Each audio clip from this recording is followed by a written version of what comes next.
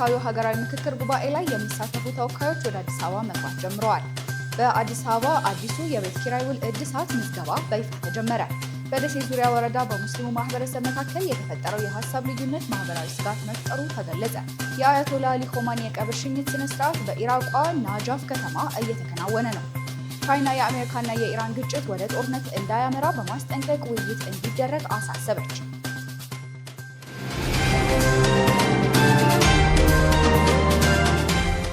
ፕሮፐርቲስ ለመኖሪያ ምቹ በሆነችው ሳር ቤት ላይ ከአደምስ ህንፃ አጠገብ እንደዚሁም ደግሞ ቡልጋሪያ ላይ ከአልነጃሺ መስጊድ ፊት ለፊት እጅግ ዘመናዊና ቅንጡ የሆኑ የመኖሪያ ቤቶችን ከባለ 1 መኝታ እስከ ባለ 3 መኝታ በተለያዩ የካሬ አማራጭ ያላቸውን ቤቶች በ20% ቅድመ ክፍያ እንደዚሁም 80%ቱን ያለምንም ወለድ ያለምንም ዋጋ ጭማሪ ከፍላችሁ የምትጨርሱበትን ያከፋፈል ሁኔታ አመቻችተን በሽያጭ ላይ እንገኛለን።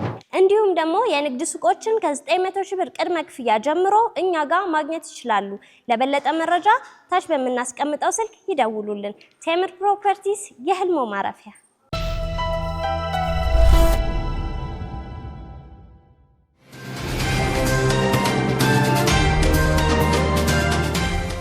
አሰላሙ አለይኩም ወራህመቱላሂ ወበረካቱ። የተወደዳችሁ የነጃሽ ቴሌቪዥን ተመልካቾች እንደምን አላችሁ? ነጃሽ መረጃችን ተጀምሯል። ከመረጃዎቹ ጋር ሀያት ሰኢድ ነኝ። አብራችሁን ቆዩ። የኢትዮጵያ ሀገራዊ ምክክር ኮሚሽን ለሚዲያ ባለሙያዎች የሰጠው ስልጠና ተጠናቀቀ።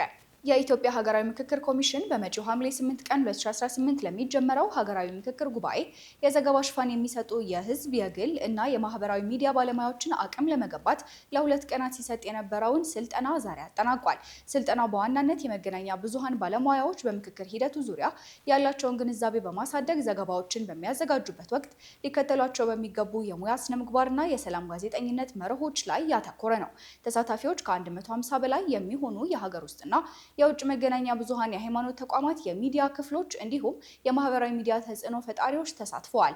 በዩኒቨርሲቲ ምሁራንና በኮሚሽኑ ከፍተኛ ባለሙያዎች አማካኝነት የተሰጠው ስልጠናው የምክክር ኮሚሽኑን እስካሁን ያከናወናቸውን ተግባራትና የቀጣይ ጉዞ አቅጣጫዎች፣ የሰላም ጋዜጠኝነት መርሆችና የዲጂታል ኮሚኒኬሽን ስልቶች ላይ ውጤታማና ኃላፊነት የተሞላበት የመረጃ አያያዝ ስልቶች ላይ ጥልቅ ውይይት ተደርጓል።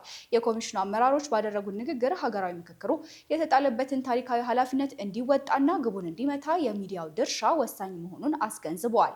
በስልጠናው ማጠቃለያ ላይ ሚዲያዎች የሰላም ግንባታ ሂደቱን በጥንቃቄ በሙያዊ ኃላፊነትና ለብሔራዊ መግባባት በሚጠቅም መልኩ በመዘገብ በሀገሪቱ የሰላም ሂደት ላይ አዎንታዊ ለውጥ እንዲያመጡ ጥሪ ቀርቧል። ይህ ስልጠና ኮሚሽኑ ሐምሌ 8 ለሚጀመረው ሀገራዊ የምክክር ጉባኤ በሚያደርገው ዝግጅት የመጨረሻው ምዕራፍ አካል ሲሆን የሚዲያ ባለሙያዎች መረጃን የማግኘትና የመረጃውን ትክክለኛነት የማጣራት አቅም ላይ ትኩረት ያደረገም ነበር። በታሪካዊው ሀገራዊ ምክክር ጉባኤ ላይ የሚሳተፉ ተወካዮች ወደ አዲስ አበባ መግባት ጀምረዋል። ከሐምሌ 8 ቀን 2018 ጀምሮ በአዲስ ዓለም አቀፍ ኮንቬንሽን ማዕከል ለሚካሄደው የሀገራዊ ምክክር ጉባኤ ከተለያዩ ክልሎችና ከውጭ ሀገራት የሚመጡ የዲያስፖራ ማህበረሰብ አባላት አዲስ አበባ መግባት ጀምረዋል። የሀገራዊ ምክክር ኮሚሽን የክልሎች የከተማ አስተዳደሮችና ዲያስፖራ አስተባባሪ አቶ ረታ ጌራ እንደገለጹት ኮሚሽኑ ለተሳታፊዎች በኢትዮጵያ ፐብሊክ ሰርቪስ ዩኒቨርሲቲና በሌሎችም በተዘጋጁ ምቹ ቦታዎች ላይ ደማቅ አቀባበል እያደረገላቸው ይገኛል። ይህ ታሪካዊ ጉባኤ ኢትዮጵያ ባለፉት ዓመታት ስታከናውነው የቆየችው የሀገራዊ ምክክር ሂደት አሁን ላይ የደረሰበት የመጨረሻና ወሳኝ ምዕራፍ ማሳያ ነው። በዚህ ዋና ሀገራዊ የምክክር ጉባኤ ላይ በዝርዝር ለመምከርና ዘላቂ መፍትሄዎችን ለማስቀመጥ 8 ዋና ዋና አጀንዳዎች የተለዩ ሲሆን በእነዚህ አጀንዳዎች ላይ ለመወያየትም ከሁሉም የሀገሪቱ ማዕዘናት የተወከሉ 4000 ተመካካሪዎች ይሳተፋሉ። ጉባኤው ለዘመናት የዘለቁ አለመግባባቶችንና ልዩነቶችን በሰለጠነ የውይይት መድረክ ለመፍታት ትልቅ በር የሚከፍት በመሆኑ ይበልጥ የበለጸገችና የተረጋጋች ሀገር ለመገንባት አስተማማኝ መሰረት ይጥላል ተብሎ በከፍተኛ ደረጃ ተስፋ ተጥሎበታል። የጠቅላይ ምክር ቤቱ የኦዲትና ኢንስፔክሽን ኮሚሽን ለኮሚሽነሮችና ባለሙያዎች ሲሰጥ የነበረውን ስልጠና አጠናቀቀ። የኢትዮጵያ እስልምና ጉዳዮች ጠቅላይ ምክር ቤት የኦዲትና ኢንስፔክሽን ኮሚሽን ለክልልና ለከተማ አስተዳደር መጅሊስ የኦዲትና ኢንስፔክሽን ኮሚሽነሮችና ባለሙያዎች በአዳማ ከተማ ሲሰጥ የነበረውን ስልጠና ማጠናቀቁን አስታውቋል። በተግባራዊ ልምምድ ታግዞ በተሰጠው በዚህ ስልጠና ላይ ተሳታፊዎቹ ያገኙትን ክህሎት መነሻ በማድረግ የኦዲትና ኢንስፔክሽን መመሪያ እንዲሁም ዓመታዊ እቅድ አዘጋጅተው ለጠቅላይ ምክር ቤቱ የኦዲ ኦዲትና ኢንስፔክሽን ኮሚሽን በማቅረብ አስገምግመዋል። ይህ ስልጠና ባለ 7 ነጥብ የአቋም መግለጫ በማውጣት የተጠናቀቀ ሲሆን በማንኛውም ደረጃ የሚሰበሰብ ገቢና ወጪ የፋይናንስ ሕግና ስርዓትን ተከትሎ እንዲከናወን አስፈላጊው ድጋፍና ክትትል እንደሚደረግም ተገልጿል። በተጨማሪም የህገ መጅሊሱ ማስፈጸሚያ ደንቦችና መመሪያዎች ሳይሸራረፉ በተግባር ላይ እንዲውሉ ተቋማዊ ኃላፊነትን በቁርጠኝነት መወጣት እንደሚገባ በአቋም መግለጫው ላይ ተካቷል። የጠቅላይ ምክር ቤቱ የኦዲትና ኢንስፔክሽን ኮሚሽን ዋና ኮሚሽነር ሼህ ኢልያስ አወል በስልጠናው ማጠቃለያ ላይ እንደገለጹት የስልጠናው ዋና ዓላማ በመጅሊስ መዋቅሮች ውስጥ ግልጽነትንና ተጠያቂነትን ማስፈን ነው።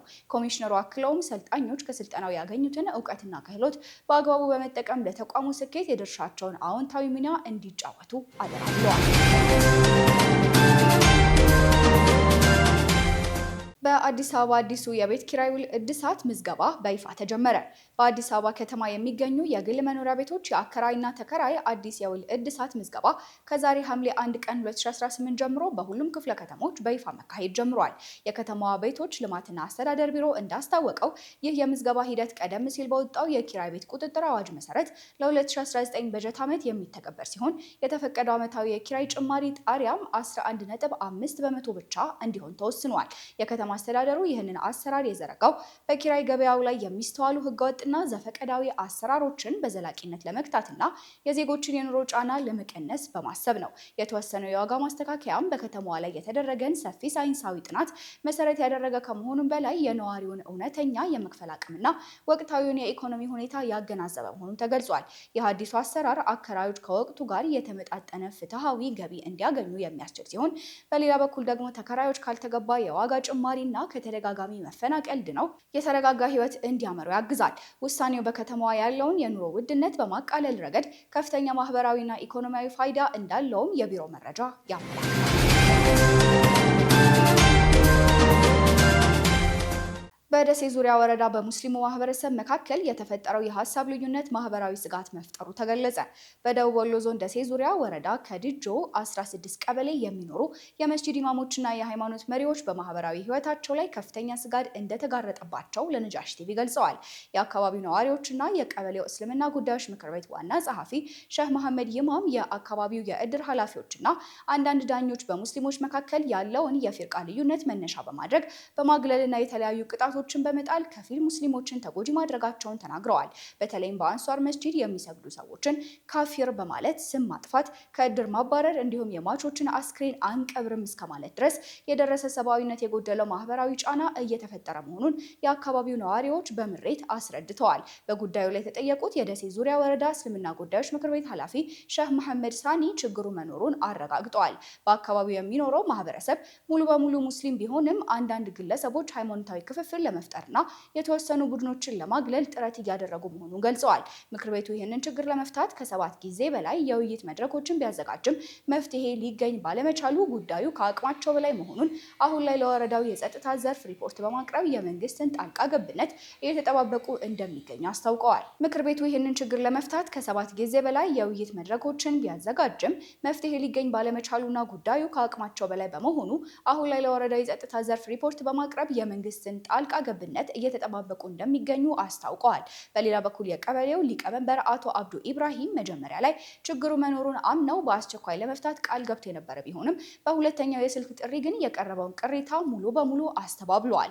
ሊቀመንበሩ አሁን ላይ እንደገለጹት በአካባቢው እንዲህ አይነት ችግር ከነጭራሹ አልተፈጠረም። ይልቁንም አቤቱታውን ያቀረቡት ግለሰቦች የራሳቸውን የግል ጉዳይና የህግ ጥሰት በሃይማኖት ስም ለመሸፈን የሚጠቀሙበት የተሳሳተ አካሄድ ነው ሲሉ ምላሽ ሰጥተዋል።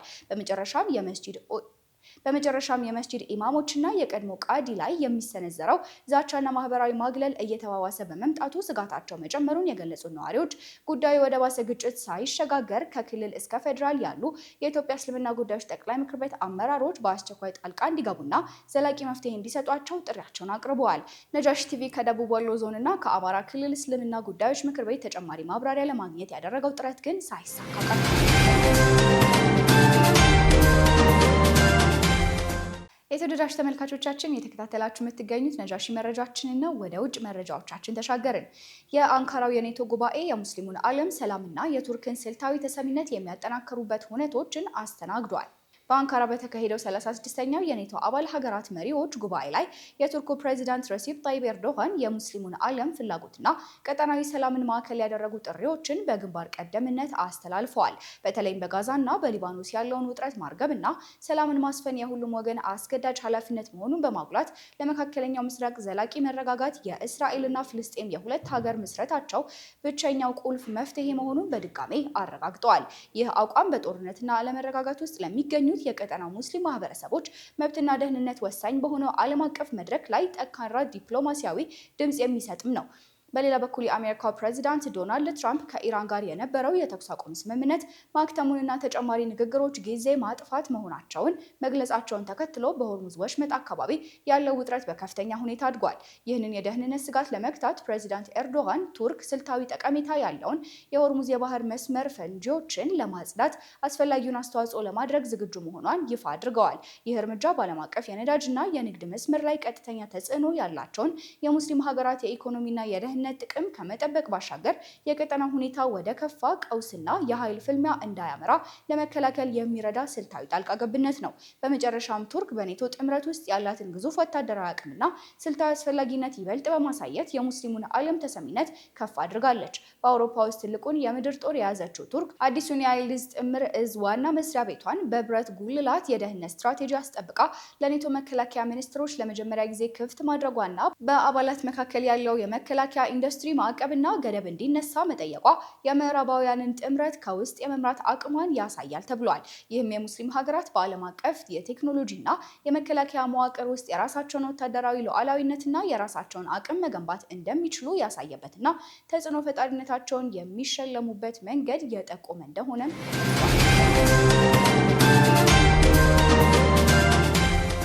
በሆርሙዝ ወሽመጥ በነዳጅ ጫኝ መርከብ ላይ የደረሰው ጥቃት በኢራንና አሜሪካ ስምምነት ላይ ስጋትን ፈጠረ።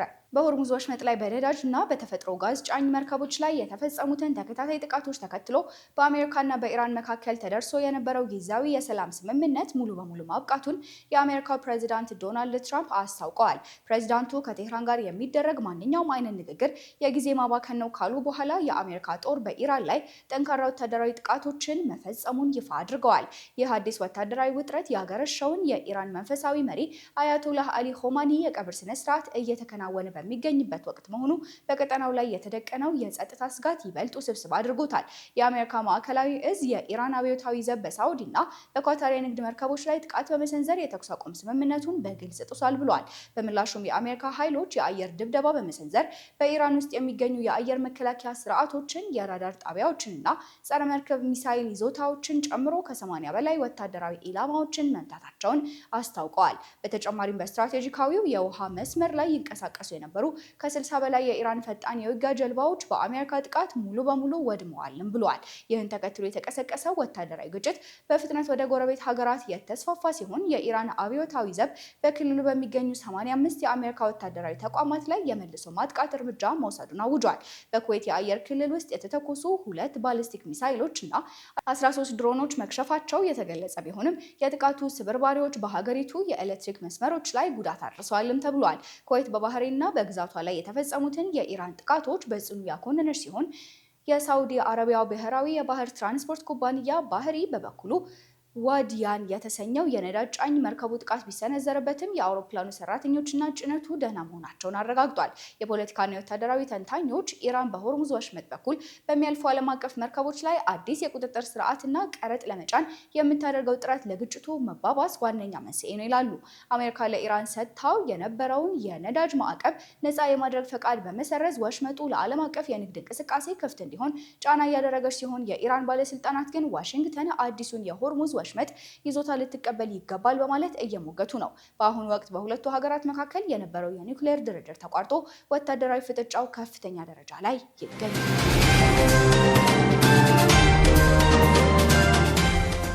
የአያቶላ አሊ ሆማኒ የቀብር ሽኝት ስነ ስርዓት በኢራቋ ናጃፍ ከተማ እየተከናወነ ነው።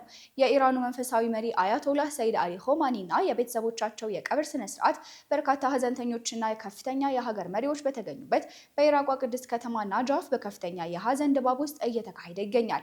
የኢራንና የኢራቅ ከፍተኛ የፖለቲካ የሃይማኖትና የጎሳ መሪዎች በዚሁ ሀገራዊና ሃይማኖታዊ የሽኝት መርሃ ግብር ላይ በአካል ተገኝተዋል።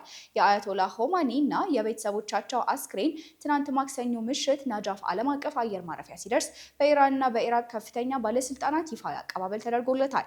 የሽኝት ስነ ስርዓቱ ዛሬ ረቡዕ በቅድስቲቱ የናጃፍ ከተማ ሲጀመር የመንግስት የስራ ኃላፊዎችን በስነ ስርዓቱ ላይ በክብር ታድመዋል። በወጣው የይፋዊ የሽኝት ፕሮግራም መሰረት የህዝቡ የሽኝት ሰልፍ ከአልሙሐፋዝ ጎዳና ላይ ከሚገኘው ከሰይድ ጃውዳ መስቀለኛ መንገድ በመነሳት ወደ ሌላኛዋ ቅድስት ከተማ ካርባላ በማቅናት በኢማም ሁሴንና በሀዝራት አባስ መቅደሶች ይቀጥላል። በካርባላ በሚገኘው የኢማም ሁሴን መቅደስም የኢራቅ ከፍተኛ የሃይማኖት አባት ተወካይ በሆኑት ሼህ አብዱል ማህዲ አልካርባላይ መሪነት የቀብር ስነ ስርዓቱ ሃይማኖታዊ ጸሎት ይካሄዳል ተብሎ ይጠበቃል። በርካታ ኢራቃውያንና የውጭ ሀገር ምዕመናን ለሽኝቱ ወደ ከተማዋ በማቅናታቸው ረቡዕ ማለዳ ጀምሮ ወደ ናጃፍ በሚወስዱ ዋና ዋና መንገዶች ላይ ከፍተኛ የትራፊክ መጨናነቅ መፈጠሩ ተዘግቧል። የቀብር ስነ ስርዓቱ ጠቅላይ ኮሚቴ ቃል አቀባይ ሳድማ አን እንዳስታወቁት የጸጥታና የአገልግሎት ሰጪ ተቋማት የዝግጅቱን ደህንነትና ሰላማዊ እንቅስቃሴ ለማረጋገጥ በከፍተኛ ቅንጅት እየሰሩ ይገኛሉ። መንግስት ለተሳታፊዎች ሰፊ የትራፊክ አስተዳደርና የጸጥታ ጥበቃ ከመዘርጋቱን ባሻገር በመንገድ ላይ ለሚገኙ አዘንተኞች አስፈላጊውን የሕክምና እርዳታ፣ የምግብና የውሃ አቅርቦት በበቂ ሁኔታ እያቀረበ መሆኑ ተገልጿል። ቻይና የአሜሪካና የኢራን ግጭት ወደ ጦርነት እንዳያመራ በማስጠንቀቅ ውይይት እንዲደረግ አሳሰበች። የዩናይትድ ስቴትስ ጦር በኢራን ውስጥ በሚገኙ በርካታ ኢላማዎች ላይ ድንገተኛ ጥቃት ማድረሱን ተከትሎ ቻይና በመካከለኛው ምስራቅ የታየውን የውጥረት ማገርሸት በጽኑ ኮንናለች። የቻይና የውጭ ጉዳይ ሚኒስቴር ቃል አቀባይ ማኦ ኒንግ በሰጡት መግለጫ አሜሪካም ሆነች ኢራን በቀጠናው ውስጥ አዲስ መጠነ ሰፊ ጦርነት ከመቀስቀስ እንዲቆጠቡ አሳስበዋል። ቃል አቀባዩ አክለውም ዳግም ወደ ጦርነት መግባት የማንኛውም ወገን ጥቅም እንደማያስከብርና ወታደራዊ እርምጃዎች መካከለኛው ምስራቅ መሰረታዊ ችግሮች መፍትሄ ሊሆኑ እንደማይችሉ በግልጽ አስታውቀዋል። ይህንኑ ተከትሎ ቤጂንግ ሁለቱም ወገኖች የጦርነት ቀስቃሽ ድርጊቶችን በአስቸኳይ እንዲያቆሙና ልዩነቶቻቸውን የዲፕሎማሲ ንግግር ለመፍታት ጥረት እንዲያደርጉ ጥሪ አቅርባለች። ይህ የቻይና ፈጣን ምላሽ በዓለም አቀፍ የነዳጅ ንግድ መስመርና በቀጠናው መረጋጋት ላይ ሊከሰት የሚችለውን ከፍተኛ ቀውስ ለመግታት ያላትን ስጋት የሚያንጸባርቅ ነው። በመሆኑም የቀጠናውን ሰላም ለመመለስ ወታደራዊ ኃይል ከመጠቀም ይልቅ ቀጥተኛ ውይይትና የዲፕሎማሲ አማራጮች ብቸኛ መውጫ መንገዶች መሆናቸውን ቻይና በድጋሜ አጽንኦት ሰጥታበታለች። በመጨረሻም ወደ ዕለቱ የቢዝነስ መረጃችን እናልፋለን። ዙቤዳ ሀሰን እንደሚከተለው አዘጋጅተዋለች። ተከታትለን እንመለስ። በበጀት ዓመቱ በኤክስፖርት ዘርፍ 11 ቢሊዮን ዶላር ገቢ መገኘቱ ተሰምቷል። ይህ የተነገረው ጠቅላይ ሚኒስትር ዶክተር አብይ አህመድ ለሕዝብ ተወካዮች ምክር ቤት አባላት ማብራሪያ በሰጡበት ወቅት ነው። ጠቅላይ ሚኒስትሩ በበጀት ዓመቱ በኤክስፖርት ዘርፍ 9.4 ቢሊዮን ዶላር ለመሰብሰብ ታቅዶ 11 ቢሊዮን ዶላር ለመሰብሰብ ተችሏል ብለዋል። በዚህ መሰረትም ከወርቅ 5.5 ቢሊዮን ዶላር ከቡና ደግሞ 3.1 ቢሊዮን ዶላር ገቢ መገኘቱን ጠቁመው ሀገሪቱ በቡና ኤክስፖርት በዓለም 3ኛ ደረጃ ላይ መድረሷንም አንስተዋል። ይህ የኤክስፖርት ውጤት ኢትዮጵያ ለዘንድሮ ዓመት ያቀደችው የ10.3 በመቶ አጠቃላይ የኢኮኖሚ እድገት ለማሳካት ከፍተኛ አስተዋጽኦ አለው ነው ያሉት። ይህም በአፍሪካ ከፍተኛ እድገት የምታስመዘግብ ሀገር ያደርጋታልም ብለዋል። የሀገራችን አጠቃላይ የውጭ ካፒታል ፍሰትም 38 ቢሊዮን ዶላር መድረሱን ጠቅሰው ከዚህ ውስጥም የአገልግሎት ዘርፍ 9.5 ቢሊዮን፣ የሐዋላ ወይም ደግሞ የሪሚታንስ 7.9 ቢሊዮን፣ የውጭ ቀጥተኛ ኢንቨስትመንት 4 ቢሊዮን እንዲሁም የውጭ እርዳታና ብድር 5 ቢሊዮን ዶላር ድርሻ እንዳላቸውም ተናግረዋል። ትራምፕ ከኢራን ጋር የሚያደርጉት ስምምነት ተቋርጧል ማለታቸውን ተከትሎ የነዳጅ ዋጋ ጭማሪ ማሳየቱ ተሰምቷል። የአሜሪካው ፕሬዚዳንት ዶናልድ ትራምፕ ከኢራን ጋር ተደርሶ የነበረው ጊዜያዊ የተኩስ አቁምና የመግባቢያ ስምምነት አብቅቷል ማለታቸውን ተከትሎ በዓለም አቀፍ ገበያ የነዳጅ ዋጋ በዛሬው ዕለት ከ5 በመቶ በላይ ከፍተኛ የሆነ ጭማሪ አሳይቷል የተባለው ትራምፕ በቱርክ አንካራ እየተካሄደ ባለው የኔቶ ጉባኤ ላይ በሰጡት መግለጫ ከቴህራን ጋር የሚደረገው ድርድር ጊዜ ማባከን ነው ካሉ በኋላ ገበያ ወዲያውኑ ምላሽ ሰጥቶ ታይቷል። በዚህም የዓለም አቀፍ የነዳጅ መለኪያ ዋጋ ብሬንት ድፍድፍ ነዳጅ በ5.3 በመቶ በመጨመር በበርሚል ከ78 በላይ ሆኖ ተመዝግቧል ተብሏል። የዌስት ቴክሳስ ድፍድፍ ነዳጅ ደግሞ 5.4 በመቶ በመጨመር በበርሚል $74.23 የመሸጫ ዋጋው እንዲሆን ተወስኗል። ይህ የዋጋ ጭማሪ በነዳጅ ገበያው ላይ ላለፉት 2 ሳምንታት ከታየው ከፍተኛ ሆኖ መመዝገቡም ተዘግቧል። ለዚህም ከፍተኛ የኢኮኖሚ ለውጥ በሁለቱ ሀገራት መካከል ሲጠበቅ የነበረው የሰላም ድርድር መቋረጡ እንደ ምክንያትም ተቀምጧል። የኢራን የውጭ ጉዳይ ሚኒስተር ባወጣው መግለጫ ለአጋርነቱና ለስምምነቱ መፍረስ ሙሉ ኃላፊነት መውሰድ ያለባት አሜሪካ መሆኗን ገልጿል። ኢራን በይፋዊ መግለጫዋ እኛ ስምምነቱን አክብረን ስንንቀሳቀስ ነበር፣ ነገር ግን ትራምፕ ቀውሱን ለማባባስና በኢኮኖሚው ላይ ጫና ለመፍጠር ስምምነቱን አፍርሰዋል በማለት የአሜሪካን አስተዳደር ወቅሰዋል። አሜሪካ በበኩሏ ደግሞ ተጠያቂነቱን ወደ ኢራን አዙራለች ብሏል ዘገባው። ሳዑዲ አረቢያ የቪዛ የበረራና የሆቴል ቦታ ማስያዣ በአንድ ላይ የሚያጠቃልል አዲስ የጥቅል ቪዛ አገልግሎት መጀመሯ ተሰምቷል። የሳዑዲ አረቢያ የቱሪዝም ሚኒስቴር ዓለም አቀፍ የቱሪዝም ፍሰትን ይበልጥ ለማቀላጠፍና አሰራሮችን ለማቅለል የሚያስችል አዲስ የተቀናጀ የዲጂታል የጥቅል ቪዛ አገልግሎት በሙከራ ደረጃ ይፋ ማድረጉን አስታውቋል። ይህ አዲስ ስትራቴጂ ባለሀብቶችና ጎብኚዎች ቀደም ሲል ለበረራ ትኬት፣ ለሆቴል ማስያዣና ለቪዛ ማመልከቻ በተለያዩ ድረገጾች ያዙት የነበረውን የተበታተነ ሂደት በማስቀረት ሁሉንም አገልግሎቶች በአንድ የኦንላይን መድረክና በአንድ ክፍያ እንዲያጠናቅቁ ያስችላቸዋል ተብሏል። በአንድ ጥቅል ውስጥም የደርሶ መልስ በረራ፣ ፈቃድ ባላቸው ሆቴሎች ማረፊያ፣ የኤሌክትሮኒክስ ቱሪስት ቪዛ እንዲሁም ደግሞ አማራጭ የሆኑ የባህልና የመዝናኛ ሁነት ቦታዎችን ማስያዣ እንደሚያካትትም ተነግሯል። ይህ አዲስ አገልግሎት ለሙከራ ደረጃ ለተመረጡ ሀገራት እየተሰጠ ይገኛል ተብሏል። በቀጣዩ ቀናት ደግሞ ለሁሉም ተጓዦች ይሰጣል ተብሎም ይጠበቃል። ይህ ውሳኔ ሳዑዲ አረቢያ ከቪዥን 2030 ስትራቴጂዋ የነዳጅ ጥገኝነትን ለመቀነስና የቱሪዝም ዘርፉን የሀገሪቱን ኢኮኖሚ ምሰሶ ለማድረግ የጀመረችው ጉዞ አካል መሆኑንም ዘገባው አመላክቷል። በ2025 ብቻ 29.3 ሚሊዮን ዓለም አቀፍ ጎብኚዎችን ያስተናገደችው ሳዑዲ አረቢያ ይህ አዲስ አሰራር የውጭ ዜጎችን በሀገሪቱ የሚቆዩበትን ጊዜ እንደሚያራዝም፣ የቱሪዝም የግል ዘርፍ አጋሮችን ገቢ እንደሚያሳድግና የጎብኚዎችን ምቾትም እንደሚጨምር ይጠበቃል ነው የተባለው።